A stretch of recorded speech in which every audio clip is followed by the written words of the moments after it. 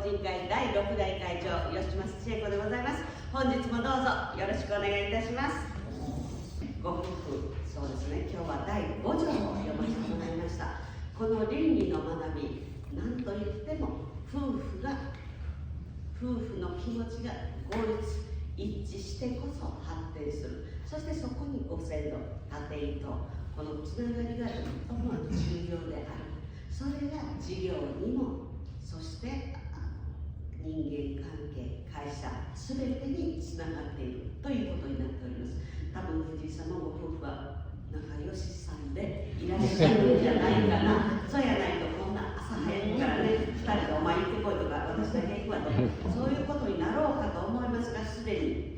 気が終わっている。素晴らしいですね。ありがとうございます。新年の誓いとか皆さん立てられて、私も毎年なんですが、夫に「はい」と返事をするというのが常に1年の。じゃあなんで毎年毎年かというと、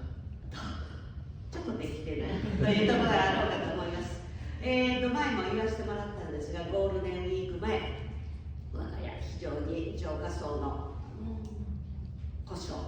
もうゴールデンウィーク書き入れ時がもう営業できないのではないかという大苦難に陥りましたけれども、それを夫が吉松博が毎日ご先祖様と神社に近い掃除しに行って、今日一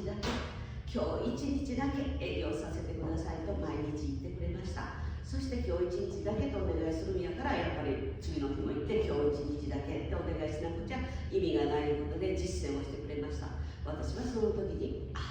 信じる、絶対営業できるという私の固い力と夫のちょっと弱々しさが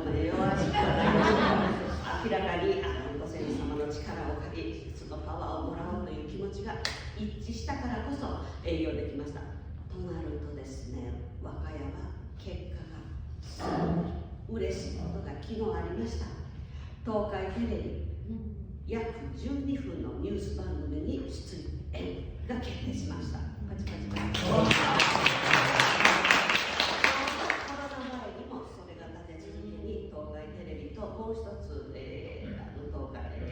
中なんとか2つ出ました。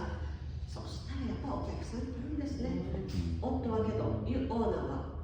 もしかしたらテレビの撮影があるかもしれないと思ったそうなんです。実はその前の時も浄化層のちょっと具合があったんです。浄化層というのは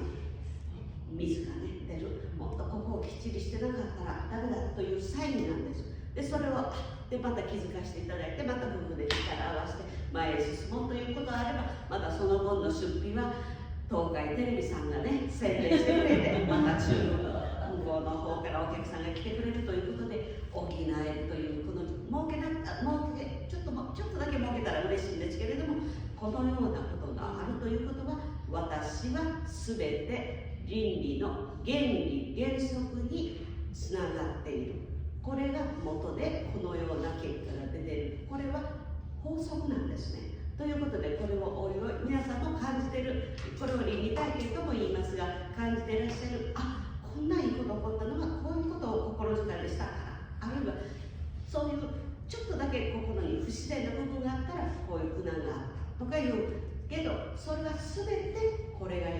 いことなんです。これを学んでちょっとでも幸せになる、こういう会でございますので、藤井様の夫婦もまだ今日は学んでいってほしいと思います。ありがとうございます。はい、では今日お二人の方の報告会でございます。はい、楽しみにしております。どうぞよろしくお願いします。はい、以上で会長挨拶を終わります。